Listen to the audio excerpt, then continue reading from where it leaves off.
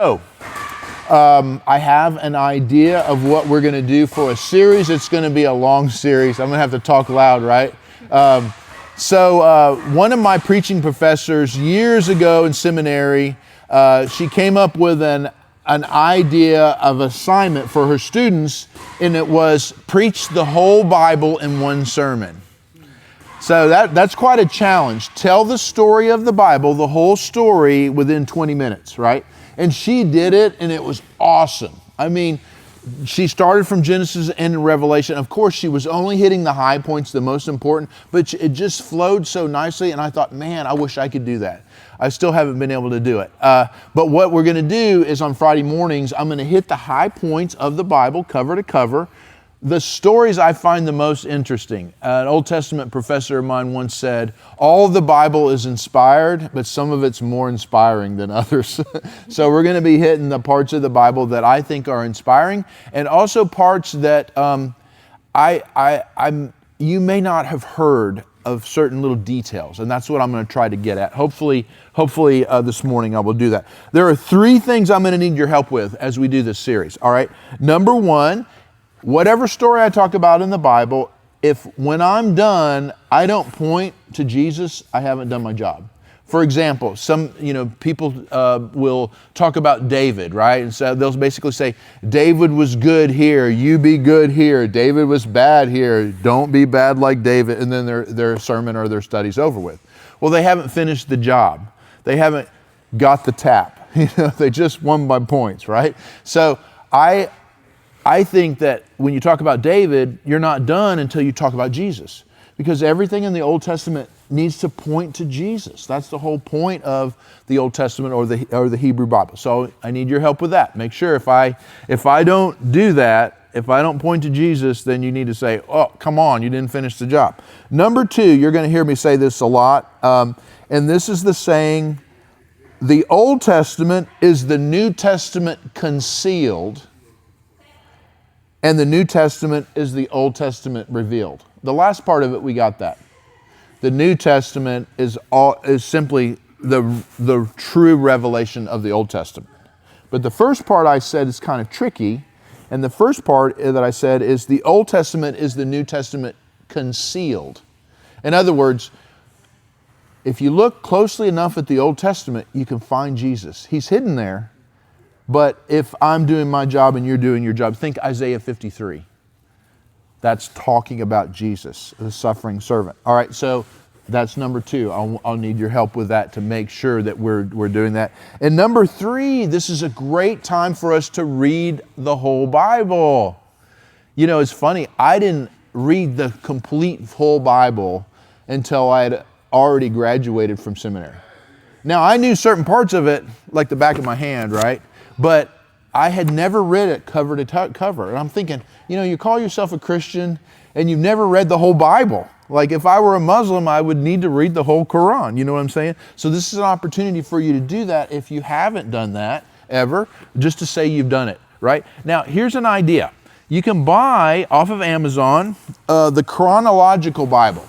The way the Bible is put together, it was put together over generations by the church, and it wasn't put together in a chronological order, right? So it makes it a little bit harder to read it as a story, but that's what the chronological Bible does. It makes it a little harder to find, like when I needed to find John 1, I had to look in the index to know what page to find it out, because basically the editors have cut and pasted the stories of the Bible and put them in a long story form. So it's kind of a fun way to read the Bible for the first time if you've never done that. There's nothing inspired in terms of the way the Bible was, like that Matthew came before Mark. You see what I'm saying? Like there's nothing that like I haven't sinned by reading a Bible that is put together in a different way. I'm not taking anything out of the Bible or putting anything, and neither did the chronological Bible have they done that. So anyway, you might want to do that to read along with me in your spare time. All right, so let's get started. So the book of Genesis.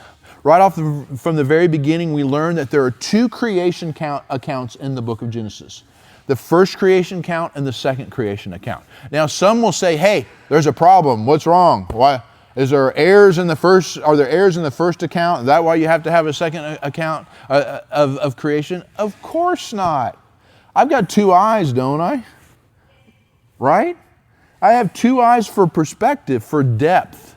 So the Bible is not like a cyclops. You know what a cyclops is, right? One eye. It's a Greek mythology figure.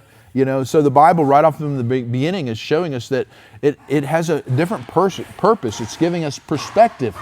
Two different creation accounts, right? So we're going to start with the first one. Genesis chapter 1, verse 1. In the beginning, God created the heavens and the earth. All right? Very simple. In the beginning, God created the heavens and the earth. Guess what? Jesus can be found already in this very, very first verse. So I'm getting at the Old Testament is the New Testament concealed. Here's how I'm going to do it. I'm going to turn over to John chapter 1, verse 1. And I'm going to read these verses. In the beginning was the Word, and the Word was with God, and the Word was God. He was with God in the beginning. Through Him all things were made. Without Him nothing was made that has been made. So let's unpack this beginning. Let's unpack this a little bit more. The way the Greek reads in the first verse of John is in the beginning that has no beginning. Right? So it's the same beginning as Genesis chapter 1, verse 1. The beginning that has no beginning. All right? Was the Word. If we read in John a little bit more, we learn that Jesus is the Word, the Logos, right? And the Word was with God. Little pointing to the Trinity there. We've talked about the Trinity before. And guess what? And the Word was God. So right from the very beginning of John, which is concealed in Genesis chapter 1, verse 1, we learn that Jesus is God. He is not a lesser than being like the Jehovah's Witnesses teach, or the Muslims teach, or Judaism teaches. He's not a created being. He is the being. He is God. In the beginning was the Word, and the Word was with God, and the Word was God. So Jesus is God. He was with God in the beginning. Through Him all things were made, both creation stories. It's Jesus who is creating. He's not a created being. He is the Creator. Without Him nothing was made that has been made. All right, so that's the very first verse. And hopefully you can see a little bit of Jesus concealed there. So I've checked off two of those things that I said I was going to check off. All right, so now we look at the creation story, and the Bible talks about the whole universe being created in 7 days. All right? Now, in a first world nation like us, very educated, there are going to be some people who really take issue with this. If we were in Africa, different parts of Africa, or Brazil even, third world parts of the world, people are not going to have an issue over whether God created the universe in 7 24-hour days or not. But here in America, where we've got to understand everything, people are going to object to this. And they're going to say, hey, is it really 24 hours like we know 24 hours? And I'm good with that. I have no problem with God creating the universe in 6 24-hour days, and the seventh day He rested. But if somebody has issue with it, I'm also not willing to go to war over that. You see what I'm saying? It reminds me of a guy. I went to Dawson Memorial Church for a while, and there was a guy in there who was super smart scientist type, like taught at UAB and everything. I knew him more about how to do an armbar than he did, I guarantee you that. But he had his specialty in science. And he, as a Christian man, he didn't believe that it was 7 24-hour days like you and I believe. And there was an issue there where we could have had conflict over it, fighting over it, everything. But guess what we did? We agreed to disagree, because we both believe that God created the universe. You see what I'm saying? So I would throw that, for those of you who have been here in the past, I'd throw that in the blue circle here. You know, we can agree to disagree and still be in the same church. We don't have to change denominations. I don't have to say he's not a Christian or I'm not. You see what I'm saying? We just kind of live and let live on that. Now, if he would say, hey, Jesus was a created being, now that's an issue. You see what I'm saying? Another issue that comes up a lot of times when people are talking about creation is the dinosaurs. They'll basically say, hey, I don't see anything about the dinosaurs in here. Does that mean God didn't create the dinosaurs? I'm like, come on. The whole point of this is it's not a science book that tells us how God did everything and not all inclusive in every scenario and every situation. It just says what He did, and He created the heavens and the earth. So yes, He created the dinosaurs, just even though it's not specifically mentioned in here.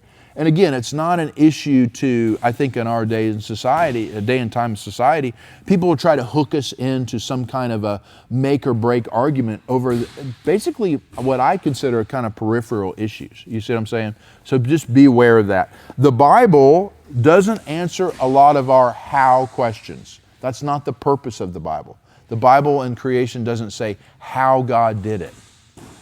He's not going to tell us how He did it. Even if He did, we wouldn't be able to understand it, right? But what the Bible does is it teaches us what He did. He created the heavens and the earth. And it also teaches us why He did it. Because He loves us, right? All right, let's do one more thing and then we'll be done. So this is another of the Old Testament is the New Testament concealed. So we jump over into Genesis chapter 2, verse 7. Pull over here. It's kind of hard for me to find my way around on this Bible because it's chronological, so I'm not used to looking for things in the right places. All right, so this is Genesis chapter 2, verse 7. Then the Lord God formed a man, a human, all right, from the dust of the ground, and breathed into his nostrils the breath of life, and the man became a living being. So this is kind of like what you would do with your children when you're talking about something that they're not going to understand. You kind of talk down to them, kind of baby talk, right? So basically what God is telling us is what He did was He got the earth, He formed a human. Can you see Him putting the nostril stuff, together? And then what did He do? He used His mouth to breathe into that man kind of like you're doing CPR, right? And that man became a living being. Awesome. Can you think of anywhere in the New Testament where Jesus does something similar? Lazarus, yes. Yeah. You think of another? Let me see if I can help you here. I think this is really cool. In John chapter 9, the man born blind. You guys know that story? He was blind from birth. It says in John chapter 9, verses 6 and 7, after saying this, that's Jesus, he spit on the ground, made some mud with the saliva, and put it on the man's eyes. Go, he told him, wash in the pool of Siloam. This word means sent. So the man went and washed and came home seeing. Now there's a hint there. Do you see the hint? Jesus is using something that came out of His mouth. In the beginning, He used the air, the spirit. I think the Hebrew root is ruach, the spirit, to create man. In the New Testament now, the world is broken because of sin, and we're going to learn about that. And we have Jesus recreating goodness out of the broken world. This man was born blind, right? The disciples they're debating about why this happened. You know what I mean? And Jesus just turns the table of the debate. He uses something that comes out of his head, saliva instead of breath. He takes that same dirt that was used in creation from the very beginning, and He wipes it on the man's eyes and creates sight. These are the little nuggets or the little hints that I believe points to the fact that the Bible is inspired. It's a very special book. It's very different than any other book out there. And it's pointing to Jesus. So I guess the so what, the who cares, that same God, Jesus, who created this heaven and earth in 7 days and created the very first humans, He is alive and active in our lives. When, because of my sin, because of your sin, we have this broken world, He's not done. He's recreating beauty each and every day. So always have hope. Always have hope. He's not done. He loves you. He's creating in your life. No matter how bad it may seem at the time, He's not finished with you. And that, my friends, I think is great news.